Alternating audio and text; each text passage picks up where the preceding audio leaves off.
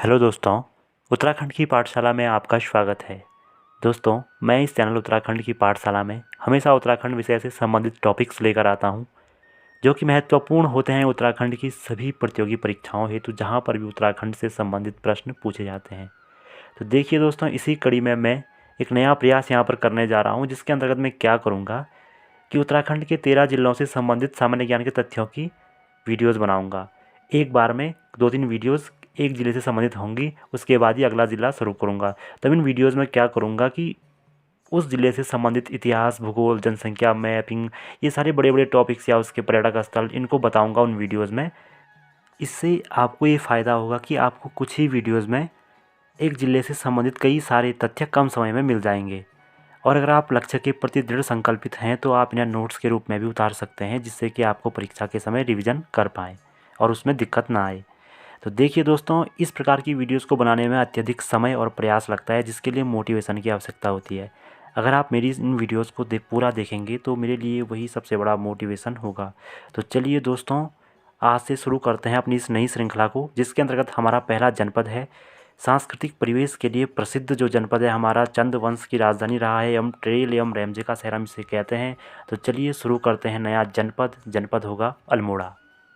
वो शहर या कहें क्षेत्र जहाँ प्राचीन मानव ने लाखों गुफा में शरण ली, जहाँ आज भी कटारमल सूर्य मंदिर हिमालय में शकों की उपस्थिति का प्रमाण देता है, जहाँ जागेश्वर से लेकर द्वाराहट का संपूर्ण स्थापत्य कार्तिकेयपुर और कत्यूरी राजाओं के स्वर्ण युग का प्रदर्शन करता है। वह शहर जो चंद शासकों को अत्यधिक प्रिय रहा एवं अंग्रेजी शासकों का भी गढ़ रहा, जहाँ कसार देवी और काकड़ी घाट जैसे स्थानों पर स्वामी विवेकानंद ने ध्यान किया। तो चलिए पढ़ते हैं ऐसे ही लोकप्रिय क्षेत्र का इतिहास और सामान्य ज्ञान। देखते हैं अल्मोड़ा जनपद।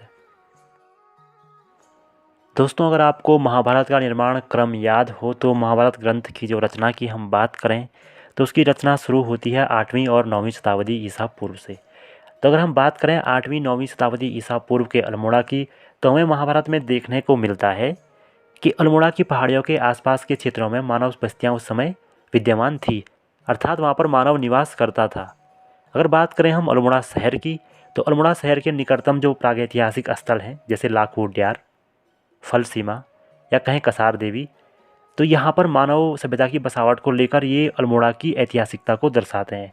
यहाँ पर बहुत समय पूर्व से ही, ईसा की कई सदियों पूर्व से ही मानव का निवास रहा है, जिससे कि पता चलता है कि ये क्षेत्र बहुत वर्ष या बहुत ईसा पूर्व से ही आबाद रहा। अब बात करें हम स्कंद पुराण की, तो हम सभी जानते हैं कि स्कंद पुराण में हिमालय को 5 खंडों में बांटा गया है। उन 5 खंडों में से 2 उत्तराखंड में हैं, जैसे मानस खंड और गढ़वाल खंड। गढ़वाल वाले हिस्से को गढ़वाल खंड में दर्शाया गया है और कुमाऊं वाले हिस्से को मानस खंड में दर्शाया गया है। तो मानस खंड की बात करें, जिसमें अल्मोड़ा का वर्णन कुछ इस प्रकार से मिलता है कि श्लोक वहाँ पर है। श्लोक है कि कौशिकी शालमली मध्ये पुण्य काषाय पर्वता तस्य पश्चिम भागे वह क्षेत्र विष्णु प्रतिष्ठितम। मतलब मानस खंड का ये श्लोक कहता है कि कोसी और सुयाल नदियों के मध्य में एक पावन पर्वत है, जिसका नाम क्या है, काषाय पर्वत। इसके पश्चिमी भाग पर वह क्षेत्र है जहाँ पर विष्णु प्रतिष्ठित हैं या निवास करते हैं। तो देखिए, इसी क्षेत्र की बात की गई है। इतिहासकारों ने माना है कि जिस क्षेत्र की यहाँ पर बात की गई है, कोसी और सुयाल के मध्य वाला क्षेत्र, तो ये क्षेत्र अल्मोड़ा ही है, जहाँ पर विष्णु को माना गया है कि वो कूर्म अवतार के रूप में यहाँ पर विद्यमान हैं। और आज इसी कासाय पर्वत पर ये नगर बसा हुआ है, जिसका नाम है अल्मोड़ा। डॉक्टर यशवंत सिंह कटौच के अनुसार अगर हम माने, तो उनका कहना है कि प्रारंभ में जो हमारा अल्मोड़ा क्षेत्र था वो उत्तर कुरु महाजनपद का अंग था, और उसका जो उत्तर वाला हिस्सा था कुरु जनपद का, वही था हमारा अल्मोड़ा या हमारा उत्तराखंड। मौर्य काल तक अल्मोड़ा में किसी विशेष शासक का शासन यहाँ पर रहा नहीं। उत्तराखंड में भी किसी विशेष शासन का यहाँ पर शासन रहा नहीं। कुनिंदों का हल्का फुल्का शासन उत्तराखंड में हमें देखने को मिलता है। लेकिन उत्तर काल में क्या हुआ कि सम्राट कनिष्क का शासन यहाँ पर रहा। कनिष्क ने काफ़ी अंदर तक उत्तराखंड में शासन किया, यहाँ पर उसने विजय प्राप्त की, और उसके सिक्के भी हमें उत्तराखंड के कई क्षेत्रों से मिले हैं। तो यहाँ पर प्रमाण मिलता है कि जो हमारा अल्मोड़ा क्षेत्र है वहाँ पर भी कनिष्क का शासन रहा।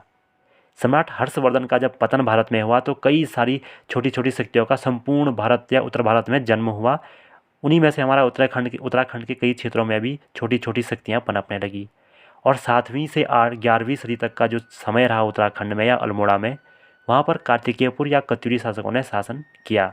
तो ये था डॉक्टर यशवंत सिंह कटौच के अनुसार कि 7वीं से 11वीं सदी तक यहाँ पर कार्तिकेयपुर या कत्यूरी शासकों ने शासन किया, जो कि हमें प्रमाणित आज इनके जो बड़े बड़े स्थापत्य क्रियाएं हैं इनकी, या जो स्थापत्य इन्होंने दिए हैं उत्तराखंड को अल्मोड़ा में, तो उनसे पता चलता है कि यहाँ पर इनका शासन बहुत अच्छे या कह सकते हैं कि स्वर्ण युग के रूप में मौजूद था।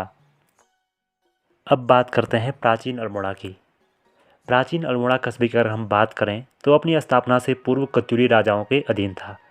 उनमें से भी एक प्रमुख कत्यूरी राजा की हम बात करें तो उसका नाम था बैचल देव। अब ये क्यों प्रसिद्ध है? इस कत्यूरी राजा बैचल देव ने क्या किया कि अपनी धरती का अधिकांश भाग, या कहें कि अल्मोड़ा का एक बड़ा भाग, एक गुजराती ब्राह्मण श्रीचंद तिवारी को दान में दे दिया।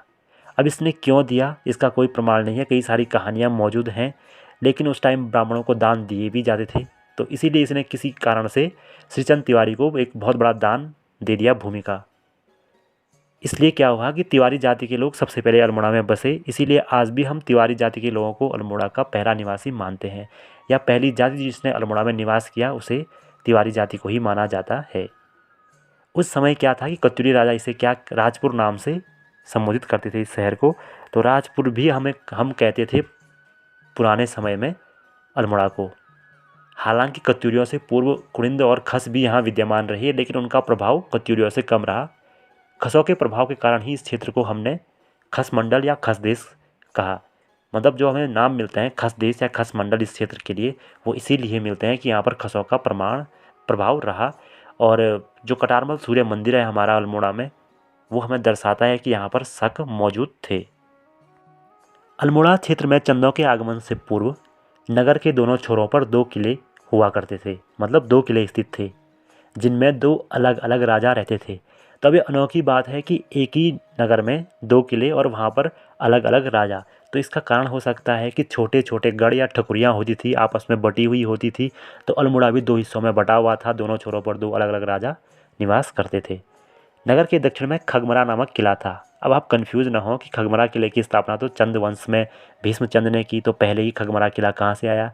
वो हुआ ये कि इस स्थान का नाम खगमरा था, और यहाँ पर जो किला बनेगा उसका नाम वैसे ही सामान्य तो खगमरा ही होगा।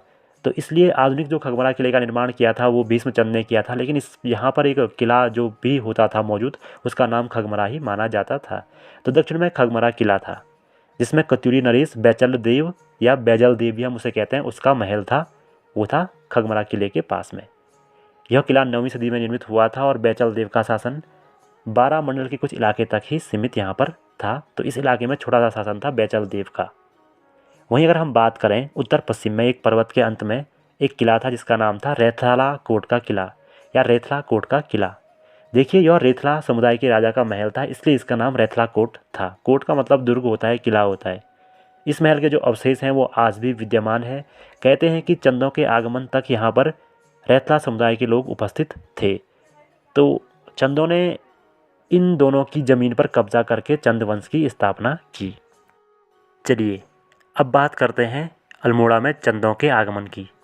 अगर चंदों के आगमन की बात करें तो सर्वप्रथम चंद शासक कीर्तिचंद ने इस क्षेत्र पर आक्रमण कर इसके 12 मंडल वाले हिस्से को अपने राज्य में शामिल किया। इसके पश्चात क्या हुआ, जो दूसरे चंद आए वो थे राजा भीष्मचंद। भीष्मचंद ने क्या किया कि इस क्षेत्र के कत्यूरी शासक को परास्त कर खगमरा क्षेत्र पर राजधानी का निर्माण का कार्य शुरू कर दिया, और इसे जो नाम दिया उन्होंने वो था आलमनगर। हालांकि आलमनगर नाम उतना प्रसिद्ध नहीं हो पाया, लेकिन हुआ ये कि राजधानी निर्माण में भीष्मचंद की व्यस्तता का लाभ उठाकर, जब वो वहाँ व्यस्त थे, तो इसका लाभ उठाकर एक रामगढ़ का खस गढ़पति था गजवा डिंगा। इस गजवा डिंगा ने क्या किया कि चंद सेना पर आक्रमण कर दिया, और यहाँ पर ऐसी परिस्थितियाँ निर्मित हो गई कि भीष्मचंद की हत्या हो गई और चंद सेना परास्त हो गई। इस पराजय के बाद चंद सेना ने क्या किया कि वापस जाना स्वीकार किया और चंपावतीगढ़ या चंपावतगढ़ जो इनका गढ़ था वहाँ वापस लौट गई, जो कि आज चंपावत में पड़ता है, जहाँ इनकी राजधानी थी।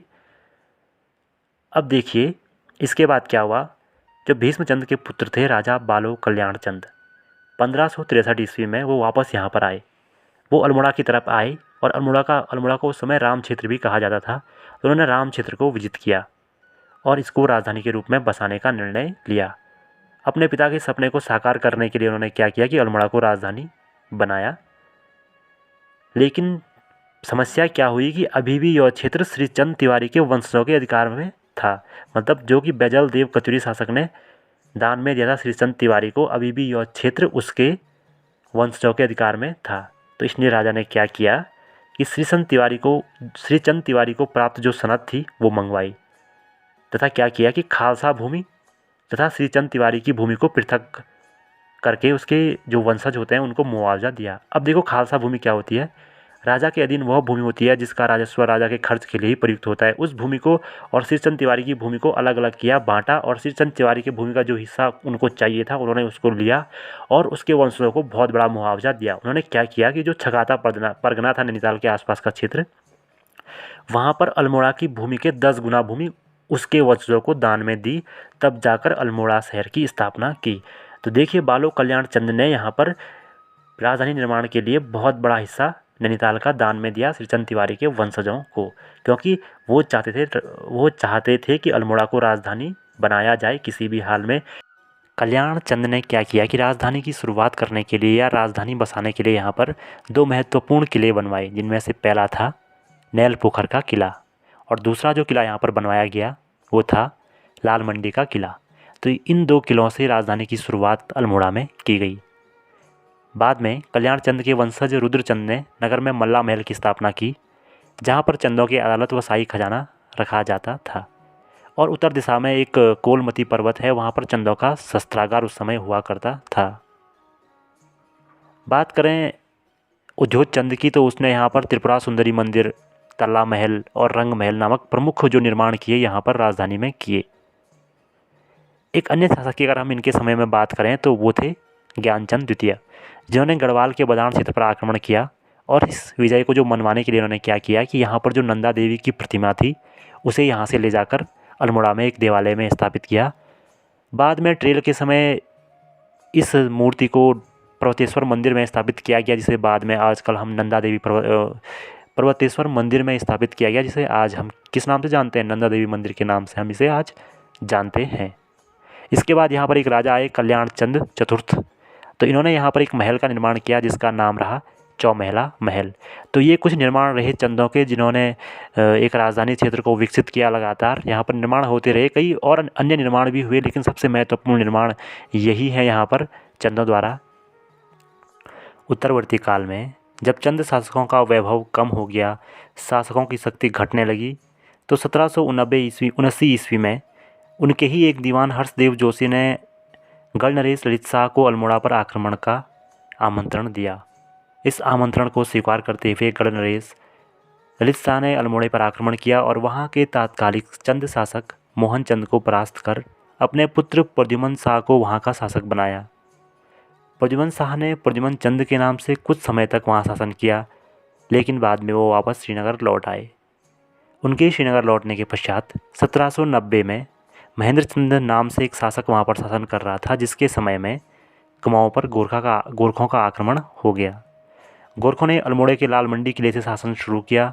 इन्होंने यहाँ पर मासी से 5 किलोमीटर की चढ़ाई पर एक किला बनाया, नाम था नेथड़ा का किला। 1814 ईस्वी तक आते आते गोरखों के क्रूर शासन के बाद गोरखों का और अंग्रेज़ों के मध्य सीमा विवाद काफ़ी चरम पर पहुंच गया और 25 अप्रैल 1815 को अंतिम रूप से जो युद्ध लड़ा गया गोरखों और अंग्रेज़ों के बीच उत्तराखंड में, वो था लाल मंडी का युद्ध, जिसमें गोरखा सूबेदार बमशाह को आत्मसमर्पण करना पड़ा। लॉर्ड हेस्टिंग के सम्मान में लाल मंडी किले का नाम अंग्रेज़ों ने उसके बाद फोर्ट मोहरा रख दिया और सिंगोली की संधि गोरखों और अंग्रेज़ों के मध्य हुई। अब विलियम ट्रेल उस समय के अल्मोड़ा के बारे में अपने लेखों में लिखते हैं कि उस समय 1821 में अल्मोड़ा में 742 घर थे, जिनमें 1369 पुरुष, 1178 महिलाएं एवं 968 बच्चे, अर्थात यहाँ की कुल जनसंख्या 515 निवास करती थी। अल्मोड़ा विजय के पश्चात 1831 तक अंग्रेजी सैनिक और अधिकारी हवलबाग में रहते थे। बाद में सैनिक कार्यालय अल्मोड़ा स्थानांतरित किया गया व सेना लोहाघाट व पिथौरागढ़ की सीमाओं पर तैनात कर दी गई। 1846 से पुनः ये सेना वापस बुलाई गई और लाल मंडी किले अल्मोड़ा में इसको स्थापित किया गया या यहाँ पर इसको तैनात कर दिया गया। अब बात करते हैं कुछ उन विकासों की जो अल्मोड़ा में हुए, जिन्होंने आधुनिक अल्मोड़ा को जन्म दिया। क्या क्या वो कार्य थे? तो चलिए फटाफट देखते हैं एक नज़र उन तथ्यों को जिन्होंने अल्मोड़ा को आधुनिक अल्मोड़ा बनाया। सबसे पहले बात करते हैं कि 1816 में अल्मोड़ा में जेल का निर्माण हुआ, यहाँ पर जेल की स्थापना हुई और 1837 में यहाँ पर थाने की स्थापना हुई। स्वास्थ्य सुविधाओं की बात करें तो 1848 में यहाँ पर डिस्पेंसरी कमेटी की स्थापना की गई, जिसने यहाँ पर स्वास्थ्य सुविधाओं के लिए कार्य किया। 1844 ईस्वी में यहाँ पर एक मिशन स्कूल की स्थापना की गई अंग्रेजों के द्वारा और 1871 में यही mission school Ramsay inter college के नाम से परिवर्तित हो गया।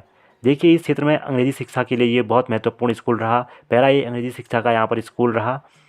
1855 ईस्वी में अल्मोड़ा से कमिश्नर के मुख्यालय को या कमिश्नरी के मुख्यालय को नैनीताल स्थानांतरित कर दिया गया। इसके बाद कमिश्नरी का मुख्यालय नैनीताल रहा और यहीं से सारा कार्य देखा गया। अब बात करें 1864 में, तो देखिए 1864 में क्या हुआ कि अल्मोड़ा नगर पालिका का गठन हो गया था और 1899 से यहाँ पर नगर पालिका के चुनाव भी शुरू हो गए। अब बात करते हैं 1869 की, तो 1869 में चौबटिया, जो अल्मोड़ा में स्थित एक स्थान है, यहाँ पर डब्ल्यू क्रॉ के द्वारा चौबटिया उद्यान की स्थापना हुई और 1932 में इसी स्थान पर हिल फ्रूट रिसर्च सेंटर की स्थापना हुई थी। 1864 में यहाँ पर नगर पालिका का गठन तो हुआ ही था। अब देखिए 1869 में रानीखेत में छावनी परिसर की स्थापना हुई, जो यहाँ का एक छोटा शहर है रानीखेत, यहाँ पर छावनी परिसर की स्थापना हुई व आधुनिक रानीखेत की नींव रखी गई। यहाँ पर आधुनिक रानीखेत की नींव रखी गई। अब देखिए 1871 में यहाँ पर एक बहस क्लब की स्थापना हुई, जिसे हम डिबेटिंग क्लब के नाम से जानते हैं। इसने यहाँ पर जन जागरूकता हेतु प्रयास किया।